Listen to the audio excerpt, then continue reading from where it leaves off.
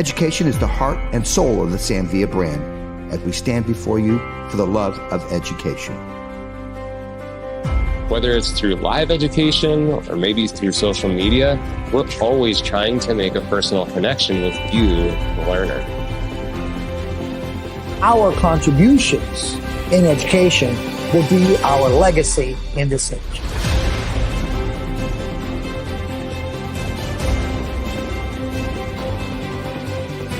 At Sam Villa, our smile is our logo, and our personality is our business card. And how you feel when you walk away after an educational experience is our trademark.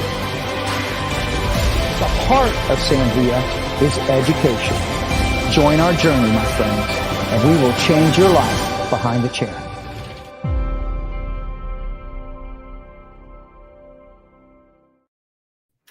Happy Monday, everybody. I'm Kurt Gerheim. Welcome to another Mannequin Monday. I am filling in for our man, Andrew Carruthers. It's summer. You know what that means? It's vacation time. And Andrew's actually working. He's away at a salon near you, which we'll talk about in a minute. But by the way, I happen to be the host of Skills Up Student Training, which is what we provide our schools, our students, every month. Sam Villa and Jesse Linares. Names sound familiar? Jesse Linares? Both teach our students every month. We are on vacation on Skills Up, but Jesse never sleeps. He never rests. He's here again today to teach today another of the famous iconic Bob looks, the sleek Bob. He'll be here in just a minute, but you know our drill. Before that I do so, let's give you an idea of what's available to you with us every week. Check this out. Christmas in July again, up to 50% off during the month of July. You do not have to wait for Christmas. No, ho, ho, ho. You can gobble it up right now. Gobble it up. See what I did there? I played with the Thanksgiving holiday as well. See what I'm doing? Christmas in July. Don't miss it. It's a great opportunity to buy Sam Villa tools. And by the way, 5% of everything we sell in this sale goes to the PBA Disaster Relief Fund for our fellow hairstylists who've had challenges with disasters. So everything you buy this month, you'll be able to help your fellow hairstylists as well. 5% goes to everybody, to our friends that have had some troubles. We also now have an education catalog. You know probably by now, if you follow our classes regularly, that we are offering our live in-salon classes. Jesse's available as well in this instance. All of our ambassadors are opportunities for you to have our Sam Villa education team come to you. Go to our website, check out our educational catalog, and get a feel for how we can help you live on site. And the last thing, of course, too, you know you can earn some money just using the tools that you love, our Sam Villa tools.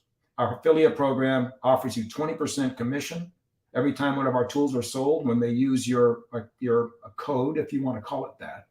And then your friends also will receive an additional 10% discount as well. So it's a great deal for you. Take advantage of it. Let's get to some education. Okay, everybody. Jesse Linares has been with us in the art team for quite a few years. You've been following Jesse, of course, with us. And for years and years, he's been one of the best educators in our brand. I just mentioned he's with Sam every month. Sam Villa and Jesse Linares alternate with Skills Up Student Training. And if you are affiliated with the school, please reach out to us and we can help you get started with Skills Up Student Training and watch us a little bit and how Jesse does his thing every month. Speaking of Jesse, shall we wait any longer? No. I'm ready to get to my man. Jesse Linares, how are you, sir? Good, man. How about yourself today? I'm doing great. Jesse. I'm going to slide you over here, and then I'm going to slide out of the picture and let you do your thing with the sleek Bob. Enjoy, everyone.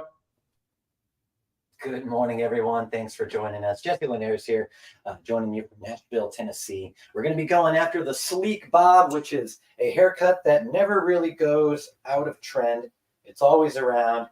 We give it different names every now and then just to keep it interesting and to give us something to blast out on social media.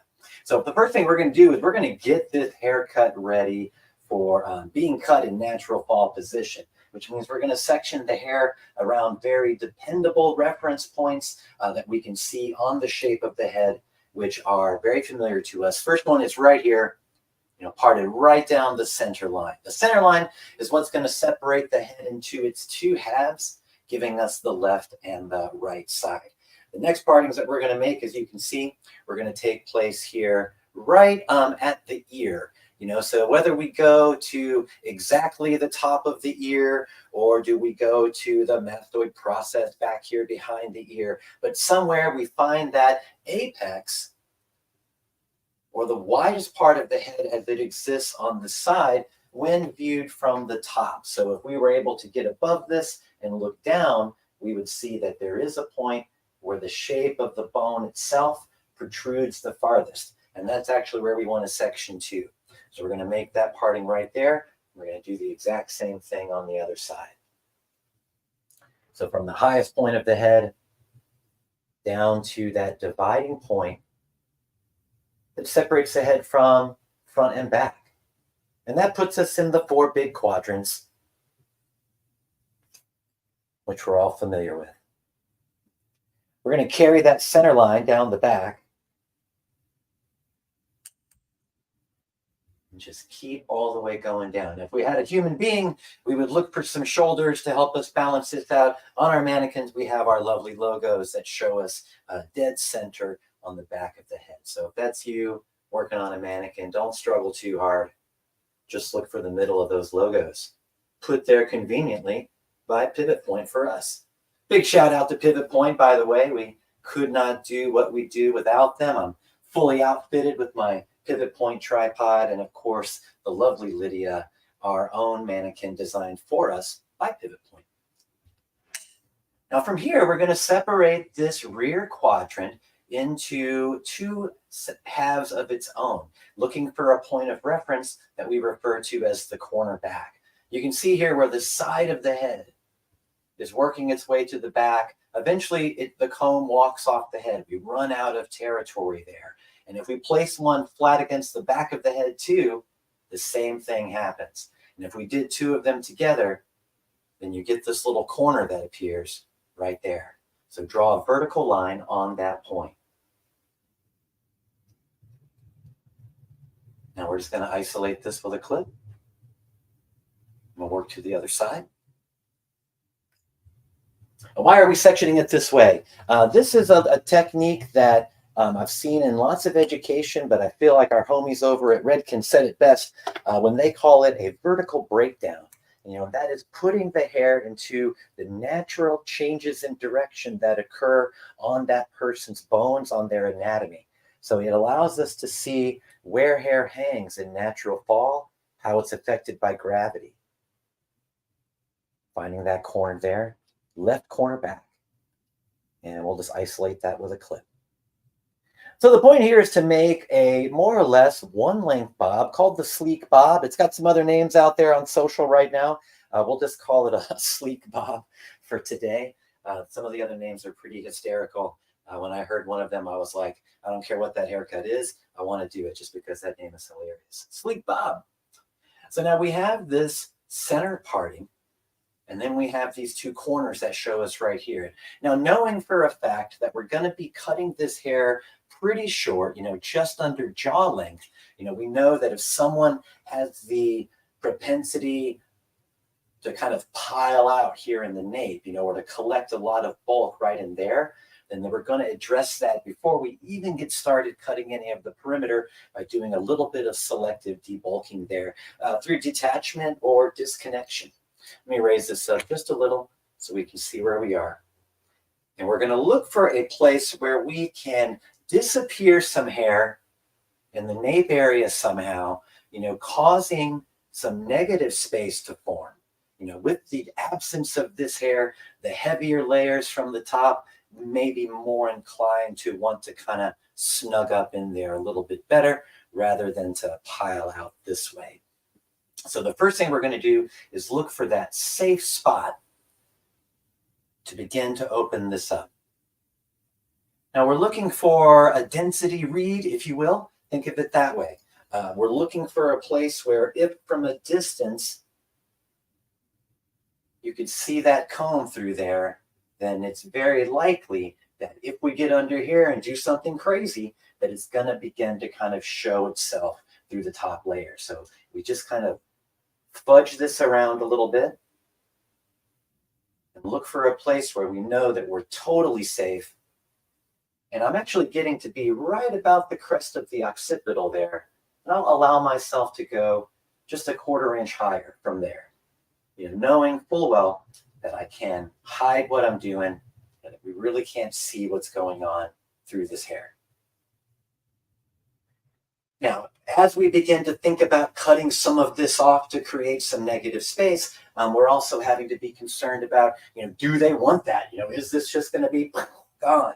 And if they say, no, I'm not really sure I'm comfortable with that, then we're going to conceal what we do through using the old familiar trick, the zigzag parting, which will allow us to kind of diffuse or confuse that area where the point of detachment or disconnection is actually happening. Now, we also know that as we reach the corners, anatomically speaking, that the hair is becoming more sparse because we're getting close to that, that area behind the ear where the hairline arcs up and around and leaves us with that little bit of negative space or hole. So as we design this point of detachment, maybe we'll allow ourselves to angle forward a little bit and save some of this hair to be sent up top, because we know the closer we get to this corner back, the less we need that debulking or that disappearing of too much hair, because there just really isn't too much hair back there. So now we've created this more arced pattern and a little bit of a U heading down towards the corners. Now, as we start to zigzag, to go in there and just kind of arbitrarily do that works. If you're awesome at it, I'm not. So the way that I'm going to do it is I want to be a little bit more selective about the hair that we choose to send up.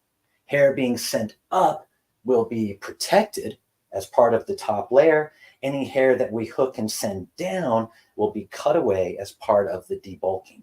So we can be selective about that.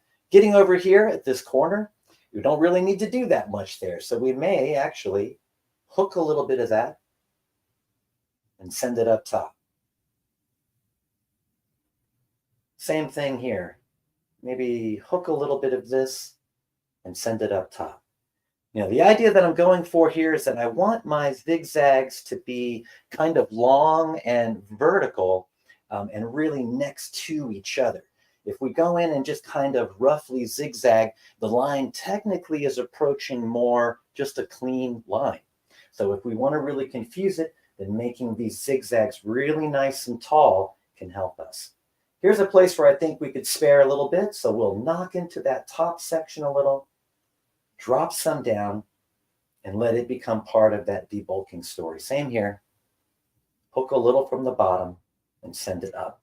And you can see now that we're getting these really nice long zigzags next to each other. Can it look random? Absolutely. We're really kind of diagnosing the need in the moment and where we happen to be on the head at that time.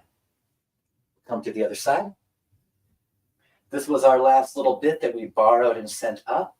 So we'll take some now from this other side. I'm still keeping nice firm control over what we've done. Bring her in a little bit tighter for you. Right there. So here at this corner, we want to save it. So we'll pick some up, send it up. As we get a little bit closer to the middle where all this bulk is really happening, we can feel confident to maybe grab a little from the top and send it down. Just like that. And then right in there, just because it looks like it needs it, take a little bit, send it up. So really take that time to really identify where the debulking needs to take place.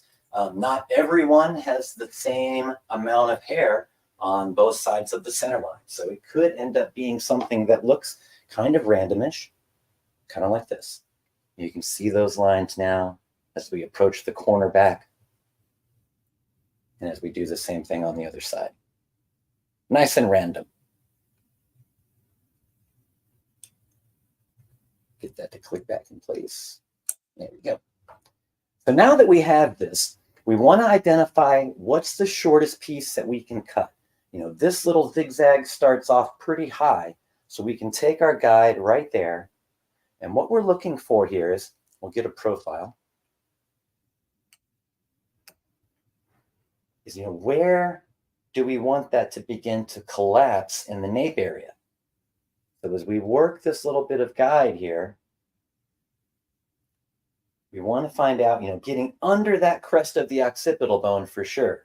Last thing you want to do is put that shortest piece right there on the widest part of the back of the head.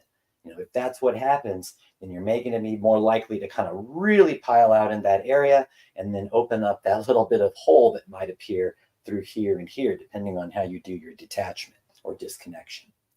So here's our first guide that we're going to set. I'm having a love affair with our Classic Series shears lately, so we're going to be using the 5.5-inch Classic. It just really fits well in the hand. The nice handle that we put on it, the really big, sexy tang. There's lots of room to put your fingers in there. And I love that the tang is attached to the handle. Sometimes they just screw them on too. That's awesome. But there's just something that feels so good about that. So yeah, I'm using that today. I love it. I brought it straight from the salon today to bring it. So making that first guide underneath here. Doop. So there, we'll just hold on to that. And that's going to be where the top layer of what happens here peaks, and everything else will tend to collapse underneath it.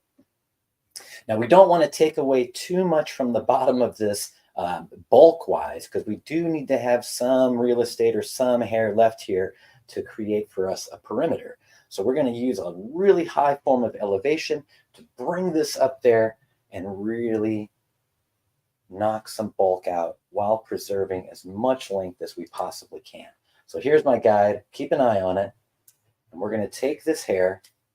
I'm going to lower her just a little bit. There we go. Our guide is here. We're going to take this side off the center line. And we're going to elevate this straight up.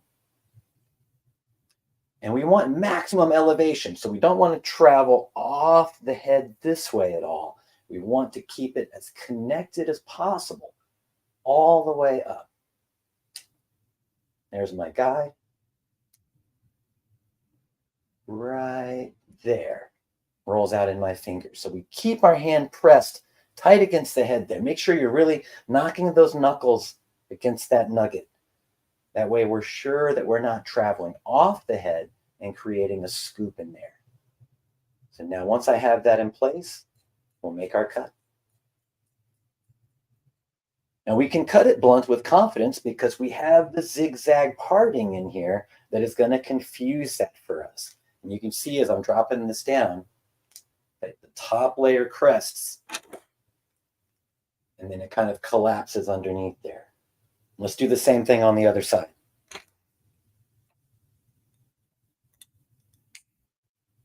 So we're going to use the same guide. It's right there. If you can see that just in the end of my fingertips. And we're going to take this side off the center line and do the same thing. Elevate tight with compression against the head until you see the guy roll out. And then make your cut. And we end up with a nice clean line, although the zigzag partings will keep that confused for us. And now what we're seeing is a nice little debulking that happens under there, creating some negative space for the top layers to be able to fall into. And you can see the result at the bottom from our zigzag parting. That's okay. We're going to go in there and knock all that off anyway. So we're really not that concerned about it. So now that we have that little bit of debulking done, we're going to drop the top down and forget about it. It's done. We don't have to look at it again. We took the time to measure it properly and to cut it with accuracy so we know that it's now done its job for us. Just making sure we reorganize ourselves here. So we're going to look at making our first cuts here at the back of the head. Essentially, we're going to use those points of reference that we talked about to help us navigate our way through the shape. So we have our corners still identified here. And then also we're going to reopen that center line for ourselves and put ourselves back in place to start the cut. Just really want that to be right down the middle. Usually the 14th or 15th time we'll get it. All right, so we're going to start here in this quadrant. So we're going to take what hair we're not using and just let it join the other side for a minute, really isolating ourselves to where we want to work. This is very helpful to me in the salon. I don't know how many of you work behind the chair, but definitely being able to focus on where I'm working creates a lot more accuracy in the cut, which translates into speed and efficiency. So if you ever feel like you're getting bogged down in your cuts, then start by maybe sectioning, which seems to slow you down at first, but it does make the haircut flow and the whole process go a lot faster. All right, so for our first cut here, we're going to drop down about to the occipital bone. You know, and these bobs that we're talking about here, they don't necessarily have to have, you know, uber disciplined perimeters. So what we're going to feature in today's cut is our 42 tooth, we call it the reversible blender. It says in its product description that it does a light to medium cut with each closing of the shear. I would definitely go on the medium because it speaks with authority. Now we call it reversible because of the handle. We have this ability to be able to change the grip when we want to, which will change the orientation of the shear itself. Are the teeth going to be on the top or are the teeth going to be on the bottom? Depending on what you're doing, you're going to want to change that. So we're going to be cutting into the perimeter on this. So we're going to make sure that we're using this with the teeth on top. That way we can put the blade against the skin and then drive the teeth right into it. We're going to use the wide teeth of our comb just to trap this hair. We're not really trying to put a lot of tension on it. We just want it to not be able to push from side to side as we make our cuts. And like I said, we're putting that length just under the jaw here. And I'm making sure that my position of my cut is even with this area of the head, this bevel between the 2 points of reference. So our instinct may be to want to bring it to the back, but you can see there in the camera angle, excuse me, where we're getting a little bit of unwanted elevation and the hair has to kind of get up and travel to reach this comb position or finger position over here like this. So we're going to place ourselves directly in front of that bevel between the 2 points of reference and we can make our cut. Like I said, we're putting the teeth of the blender directly against the skin. I'm sorry, the blade against the skin, pardon me, and then working the teeth into it. I love to cut hair with the blender because it will give you what looks to be a nice clean line, but it's also going to yield a slightly textured edge, as you can see right there. So we'll make our cut with the blender, and we can go back and do cleanup with our regular shear. For me today, the 5.5 inch classic. And just making sure we get all those little fuzzoids out of there. You know, if you're in the salon, sometimes this is the point where we have someone kind of lean their head forward so we can do that. Some advice that I was given once that I've followed and benefited from is to cut that line first in a natural position, meaning the head is held in the way that they sort of move around and live. You know, so cutting it like that, and then after the finish, to be able to go in there and to make those cleanups. You know, that a lot of times if we have them lean forward, if we're not really mindful of what we're doing, we do change the line a little bit.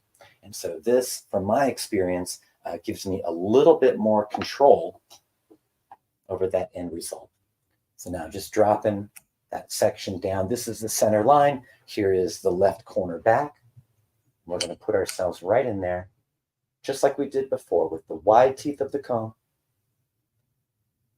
I'm looking for just where this section ends. So I don't care about this so much. It's really those final little hairs that are right adjacent to the section that I'm working on. That's what we use as our guide. If we pay attention to this, it may throw our objective off a little bit. Once again, right in front of that bevel, between the 2 points of reference. And then blade against the skin, and working my teeth into the hair to get that nice line.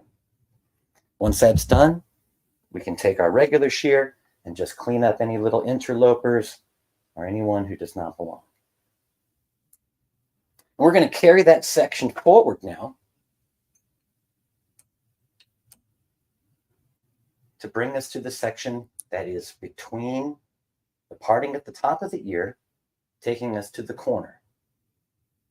And that area of the, the sparser area behind the ear, and also a bone called the mastoid process that lives in there. I call that affectionately the secret corner. Sometimes it pokes out enough to where it does make you kind of have to deal with it a little bit. Fortunately for us, Lydia is designed to be perfect. We don't have to worry about that today.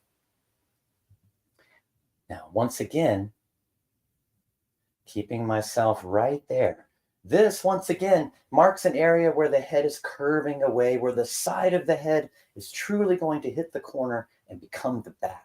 So we also want to be careful, just like we did in the back, that we don't force this to become the side of the head, because you can see already right there that the hair is having to kind of get up and travel to come reach this cutting position. So we're really going to be like there, kind of a angled place between the apex on the side of the head and the cornerback. We'll put ourselves just right in there. Using the wide teeth just to keep the hair in place. I'll get behind it with my shear and just kind of pat everything in there. This would be a nice place as well that you can decide, do I want this to begin to angle forward a little bit like some of these trends are, or to stay level? So at that place at cornerback to top of the ear, we can start to make those choices a little bit. We're going to go with straight level. And just working those teeth right across. And you get a nice textured line that also has a sense of solidity if you park it right there and work. Coming back with the classic, just to take out anyone that doesn't belong. Final cleanup will happen after the blowout. Let's flip over to the other side and do that same thing. So from this corner to what's happening here above the ear, we'll just roll this back here and put it away. And this is where we are.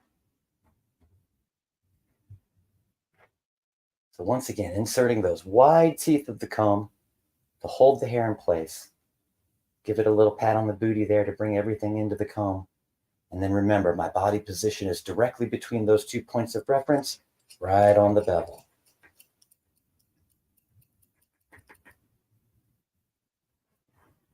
If you're working in the salon, this is a nice time to do what I call the old tug test. If you want this bob to be the same on both sides, then at these points of reference that we're using, here are the corners. If I take those corners and just put a little tension on them and drag them down to the bottom, those should feel about the same length. Over here, at the top of the ear, those 2 pieces should be the same length. At this early stage in the haircut, it's really a good time to identify problems before they get worse. So knowing that if you were off by a 1/4 inch right there, it's a good time to put the brakes on, reanalyze yourself in those movements and make that correction. That way, as you move on through the cut, you're copacetic. We're going to drop the rest of the back in here. And we're okay with doing a little condensed cutting. The blending shear and combined with the use of the comb definitely prevents the hair from pushing away from us. Whereas if we were using a regular shear that wasn't in tip-top optimum shape, it may want to push that hair and cause us a little bit of confusion.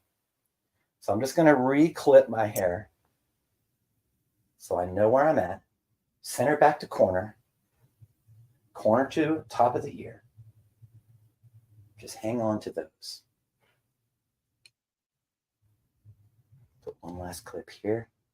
We'll put them in there, legs up as we say, and gravity will sort of let the hair fall into the clip for a better trap.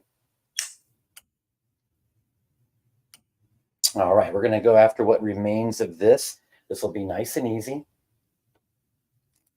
because we already have a very nice perimeter already set for us underneath. These clips are getting in my way, so I'm just going to roll these little fellows off to the side and clip them again using our dry sectioning clips, which are great. If you didn't know this already, they have that wonderful little urethane band that exists under the teeth, which allows you to compress dry hair. And you see that it's got that little bit of give to it to where it doesn't just crush it and it doesn't leave as many marks in the hair. So we'll take this, just kind of push that off to the side. I like it for dry cutting because, we already did a blowout on this before we started. And the last thing I want to do after the haircut is to have to redo the whole thing. A little retouch, sure. Wide teeth coming in. Notice that our position is just between those bevels. Looking for our guide from underneath. And you can see it there waiting for us. Teeth goes against the skin. And we can make our cut.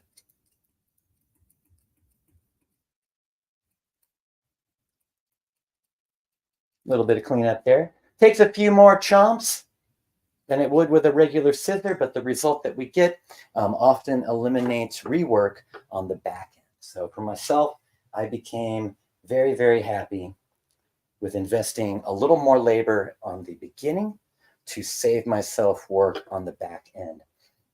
And I don't know about you too, but when I do a blowout and then feel compelled to have to go cut a bunch of hair all over again, I kind of feel like I lose a little street cred too. So yeah, being able to have most of the work done before you begin your finishing, I think says something to the guest as well. That's minutia. That's the fine points of consultation and guest relations. Number one is to make sure that haircut looks good when they leave, no matter what. So take care of that for sure.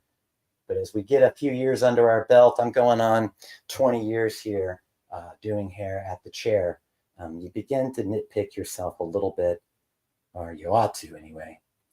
Now, putting the teeth against the skin and just making that cut once again, making sure that my comb and body are right there in front of that bevel between the 2 points of reference. And we get a very nice, clean looking perimeter that has just the barest, like a 1/16 of an inch of chewy texture on the bottom of it.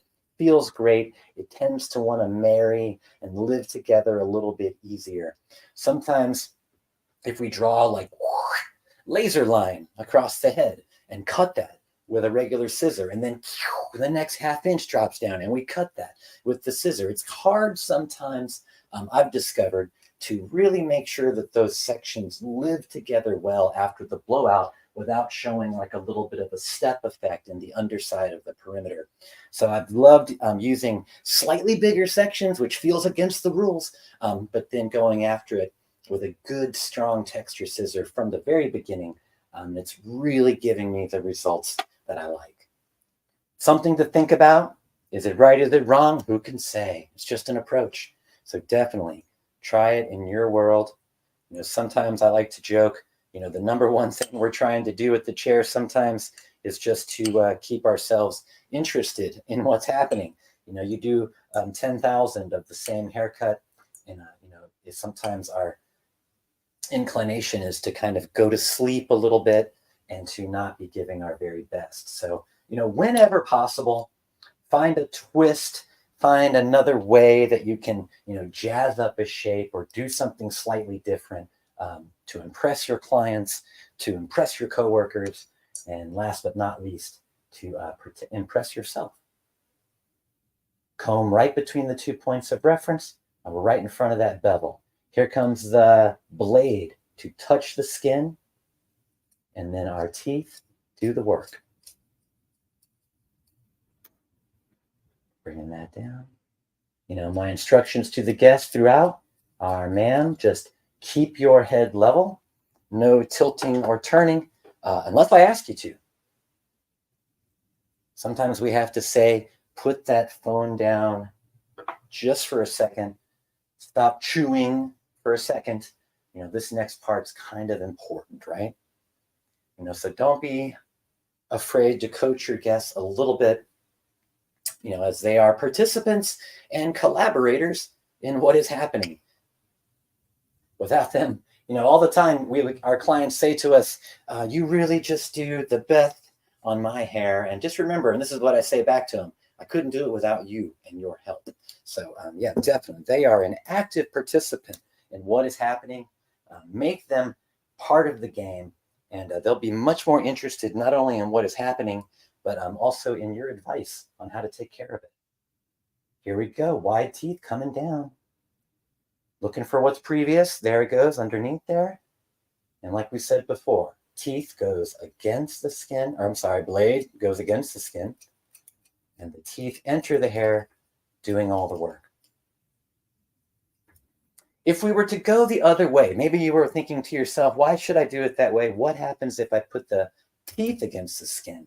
And you may find that what happens is when the first cut is made, that the hair will be kind of driven into those crevices between the teeth and be trapped there while the blade just kind of pounds at it and doesn't ever actually release any more hair. So turning it over allows us to cut, and then the hair is released out to be cut again. And that way it takes, with a scissor with 42 teeth like this one, it's going to take you about 5 or 6 really good chomps to get where you want to be. All right, moving around to the front here.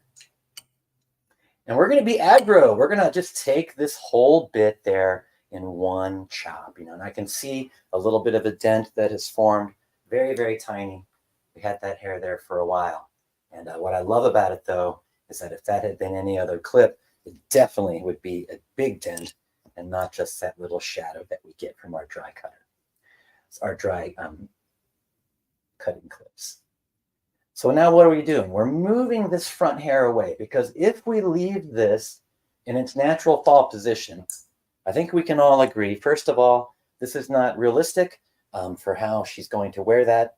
She's not that girl from the Japanese horror movies, right? So most people are going to have that out of their face when they're trying to walk around. So we're going to take this hair and gently position it. And notice how we're using the teeth of the comb to guide that hair in these parallel corrugations to come together about the corner of the eye, because that's where she's going to separate it off.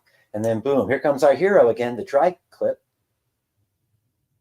And I can pinch that right there, making sure that everything else is in its natural fall position coming around the face. Oh, I missed one. Right about there. And that puts us in a great spot to begin cutting. We're going to push this off a little bit. Give ourselves just enough to work with here. Wide teeth of the comb, and gently just guiding this hair into position. If you feel tension gathering, then you want to release the comb and work it back in there until that's just gliding through, without putting any tension on the hair. And then boom, when we reach our guide, which is that piece that's closest and adjacent to the section, and just like we did before, put the blade against the skin, and I'm using the comb to kind of inform my shear at what angle to be. The comb is my fingers in this case, showing that perfect line for my shear to follow. And then we come around to the front to get the rest. Once again, if you feel tension gather, and release the comb and bring it back. I love our short cutting comb for this because it really has a nice array and arrangement of really fine teeth and then really wide teeth together. So really good for most haircuts that we're doing. It's small enough too to where no matter what you're working with, you have about 4 inches of material to work with, which I think is just perfect for 99% of the haircuts that I do at the chair. Here comes El Clasico coming in and just taking off any loiterers, any lingerers, freaking lingerers, right? Want to get rid of them. Now we release this. Now, because this hair in this first bevel here from the corner front to center had to travel a bit to reach the cutting position, we should see a slight increase in length as it comes to meet the nose, which is pretty cool. And then also when cut this way, it can provide like a nice sense of asymmetry if you shift the parting around, because it'll definitely force that hair to travel around. Let's switch to the other side and take out this piece, just like we did before.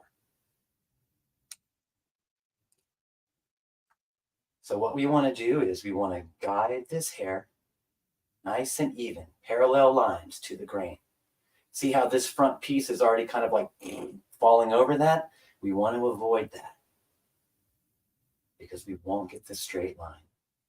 So guide this around, making sure that it's not folding over itself. How many combs does it take? As many as it takes. Bring this around. Oh, I just launched a comb across the office there. Here we go. Set that there. And we really want the rest of this to achieve its natural falling position. Oops, didn't get quite enough bite on that. Let's try it again. There we go. That all works in there. Let's try that. Still see a little bit traveling. It's my weak side. There we go.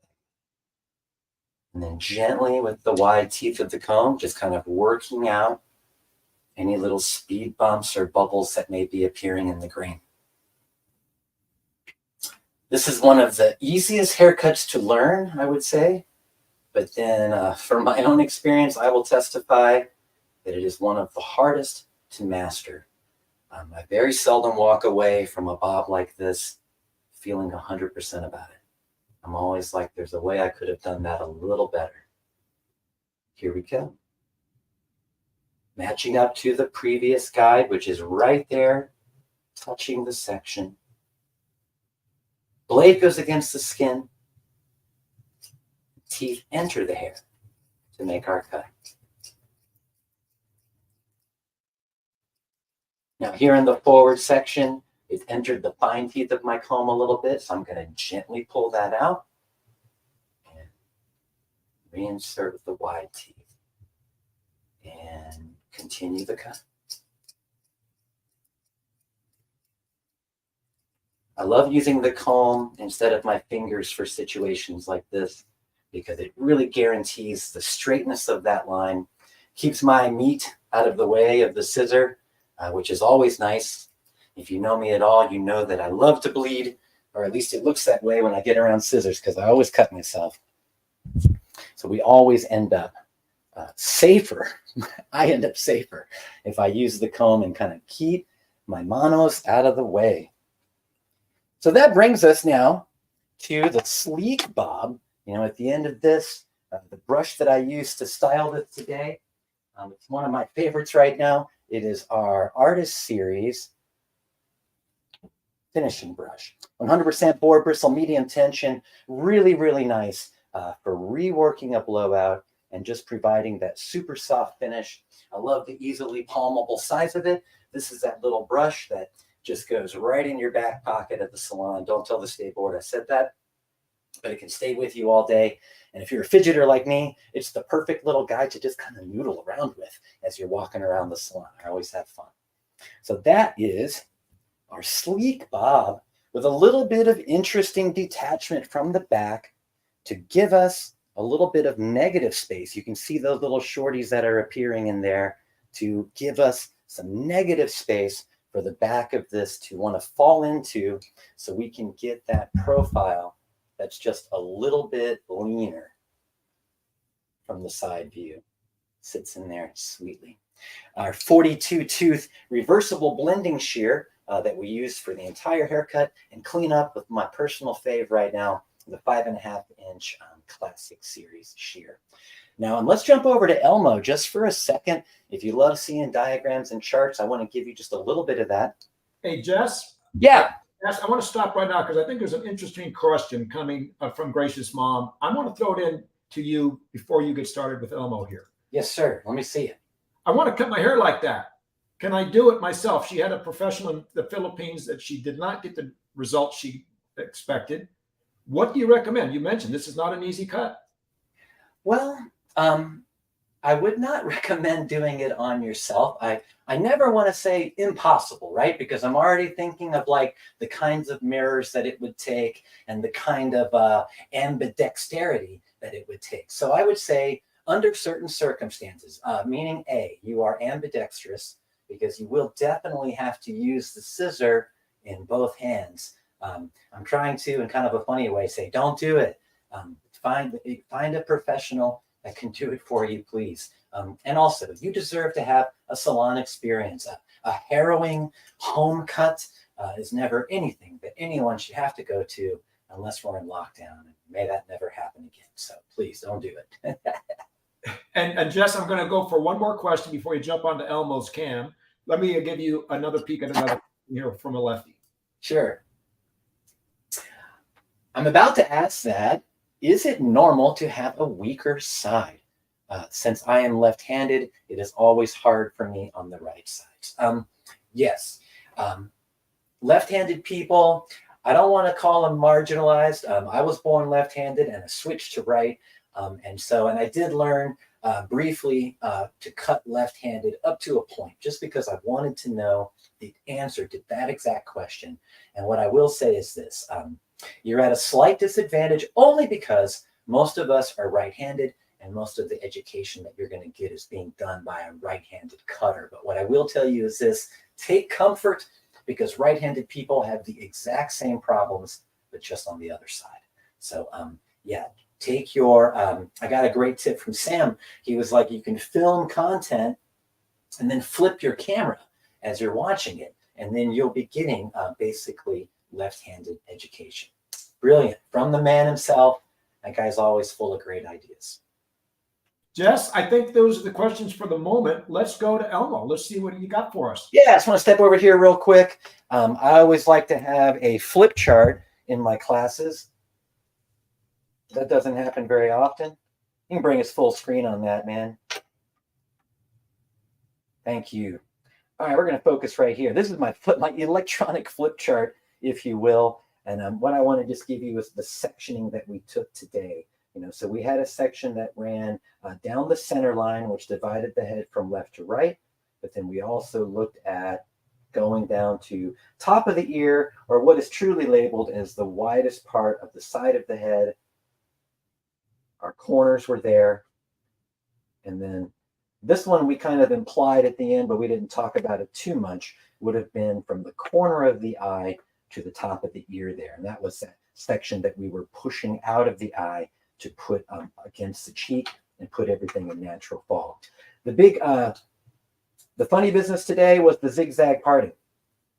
When I say funny business, I mean like the extracurricular portion, that we were zigzagging in a very methodical and accuracy-based way, sending hair up to be preserved as part of the top section, or anything that we sent down here got basically cut away and was left that little bit of negative space for us.